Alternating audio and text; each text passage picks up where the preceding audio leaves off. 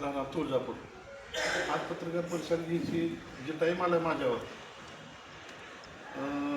20/2/2025 रोजी तामलवाडी टोल नाक्यावर ड्रग्ज सापडला होता. पुरंदर तुळजापूरमध्ये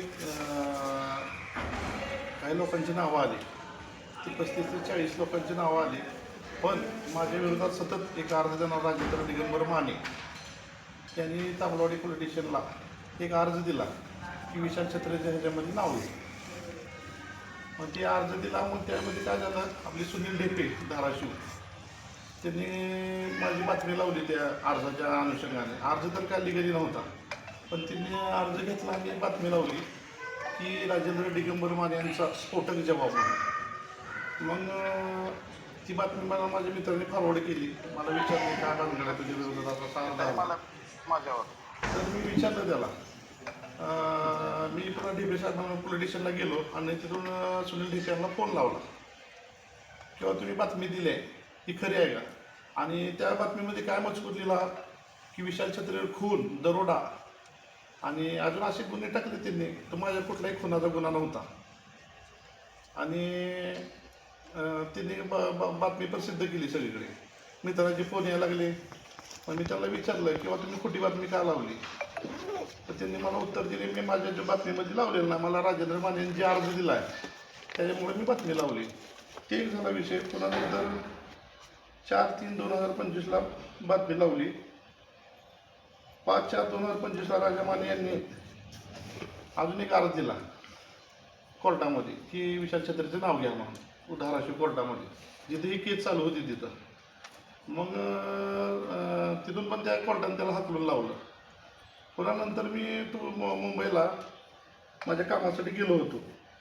मग तिथं अशीच एक मीटिंग चालू होती. त्या मीटिंगमध्ये माझा फोटो काढला. तिथून पुन्हा नंतर मला तिने अजून एक बातमी लावली की खासदार आणि पालकमंत्र्याला डावलून विशाल मटका किंगला आमंत्रण. असं कुठलं मला आमंत्रण नव्हतं, पण त्यांचं म्हणणं होती मटका किंग तुमचं नाव कुठे घेतलं मी. पण त्यामध्ये एक भावनिक कल्लोळ तिलताचा मी ठेका घेतला होता. ते ठेका घेतल्यामुळं त्याच्यामध्ये भावनिक कल्लोळ तिलताचा ठेका, त्या मटका किंगला भावनिक कल्लोळ तिलताचा ठेका देण्यात आला असा त्यांनी उल्लेख केला. मग त्यांची माझी पुन्हा नंतर एक दिवशी फोनवर बोलाबोली झाली. फोनवर त्यांनी मला म्हणले काय मिटवायचं असेल तर माझा माणूस येईल जब्बार म्हणून. मग जब्बार आले. मग जब्बार तारखेला आले.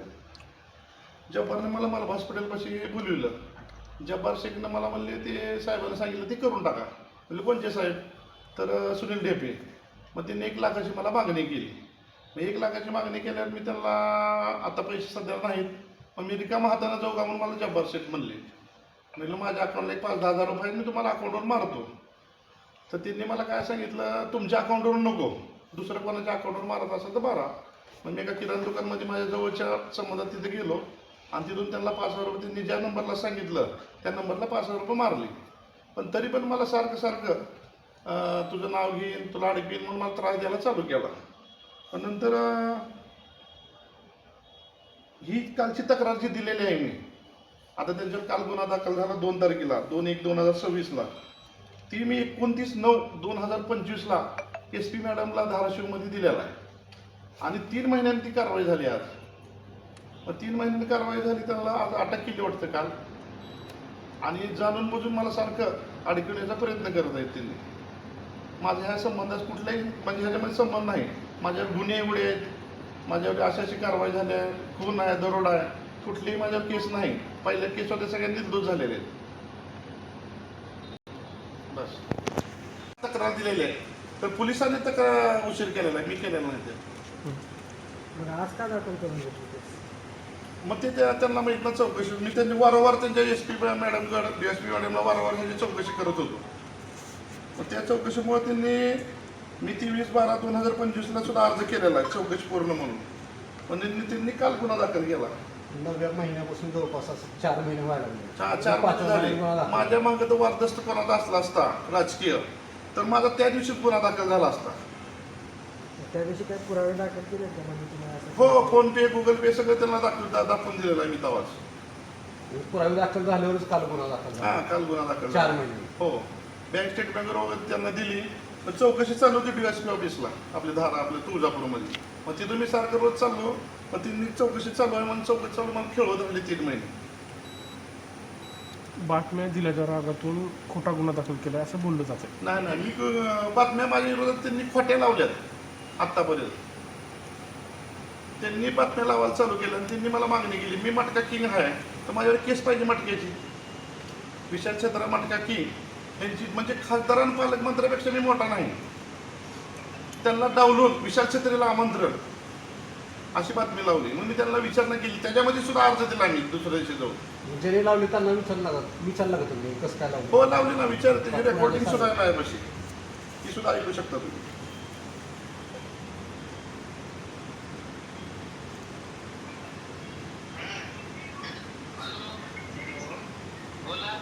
नमस्कार सर, विशाल छत्री बोलतो तुळजापूर. बोला की साहेब. तुमची बातमी जी समाजसेवकाची टाकली होती तुळजापूर ड्रग्स प्रकरण भाग 3 आमदाराच्या आश्रयाने ड्रग्स विक्री त्याच्यामध्ये किती आधार टाकले बातमी? झाला की विषय साहेब ते. नाही आता मी गुन्हा दाखल करायला आलो होतो. त्याच्यामध्ये काय केलं मी आपलं नीट वाचतो पण अजून किती बरोबर की आता. आणि ड्रग्स नेटवर्क गुन्हेगारी होय. ऐका ना. मी त्याच्यामध्ये काय त्यांच्याकडे गुन्हाचा गुन्हा नव्हता आहे. तुम्ही नाही केलं त्याच्यात. तुमच्याकडे ना त्याची बातमी द्या ना. कशात केलंय? अहो तुम्ही टाकली का बातमी? अरे ते जुनी बातमी ती त्याच्यात जागी ते जबाबामध्ये म्हटलेलं आहे ती. नाही ना तेव्हा त्याला काय पुरावा द्या ना तुम्ही त्याला मला आता. माझ्या खून, दरोडा, खंडणी. मी त्याचं लिहिलंय का त्याच्यात? नाही ना, दिलंय ना त्याच्यात.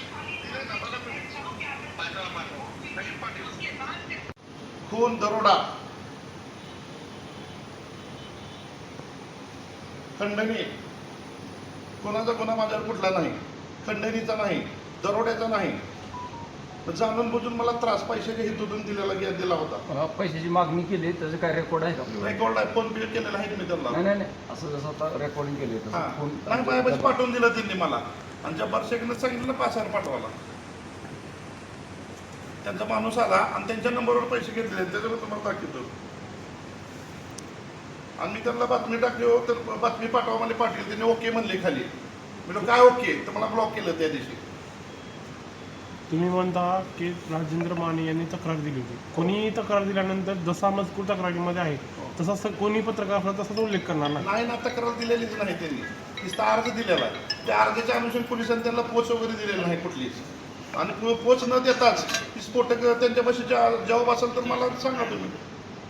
त्यांनी आता तुम्हाला कुठली बातमी दिली मी तर लिगली पाहिजे ना. का मी अर्ज दिला असा काही पण तर लगेच बातमी लावली त्यांनी.